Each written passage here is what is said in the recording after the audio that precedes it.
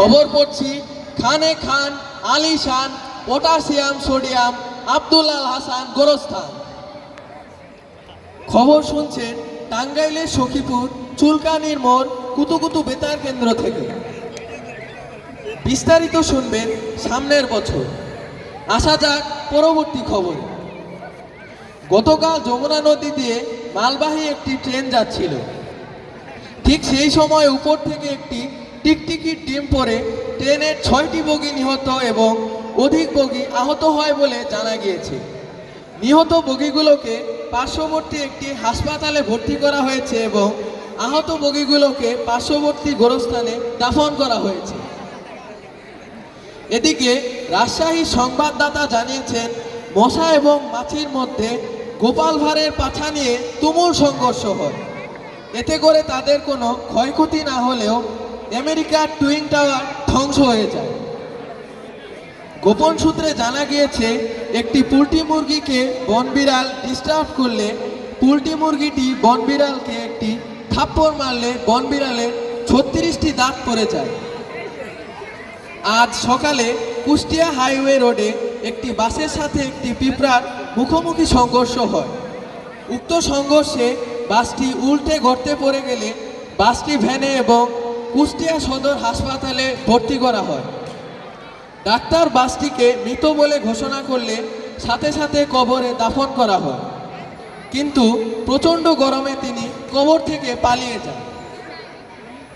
এদিকে প্রচণ্ড বাতাসে ইজ্জত আলীর দাড়ি-মুছ হারিয়ে গিয়েছে।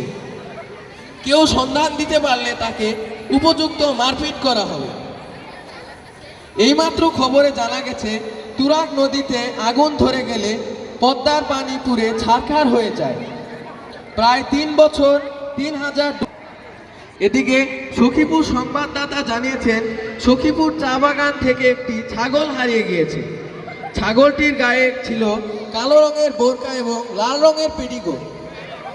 ছাগলটির বাপের নাম মোহাম্মদ পাড়া এবং মায়ের নাম মিসেস পাড়ি খাতুন। ছাগলটির সন্ধান যদি কেউ পেয়ে থাকেন, সখীপুর খামাখা এন্টারপ্রাইজে জমা দেবে, তাহাকে উপযুক্ত শাস্তি প্রদান করা হবে। এদিকে গোলাপটেক সংবাদদাতা জানিয়েছেন, স্থানীয় চেয়ারম্যান বাহাদুর সাহেবের 6 মণ ভুসি খেয়ে একটি পাদ মারলে তাতে সিদ্ধান্ত স্কুলের 3টি বট গাছ উপড়ে যায়। বট গাছ 3টিকে স্থানীয় একটি রিকশার গ্যারেজে ভর্তি করা হয়। খেলার খবর। আগামীকাল শেখ হাসিনা মোদিকে ঘুষি মেরে 2 রান করে।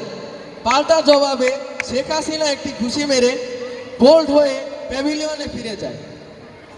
আবহাওয়া।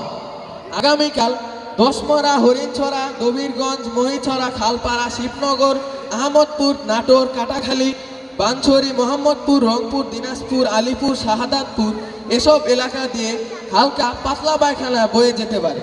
তাই সকল এলাকার লোকজনকে 10 নম্বর মহাবিপদ সংকেত দেখিয়ে যেতে বলা হয়েছে এবং যার যার পাছায় লাল টেপ লাগানোর পরামর্শ দেওয়া হয়েছে।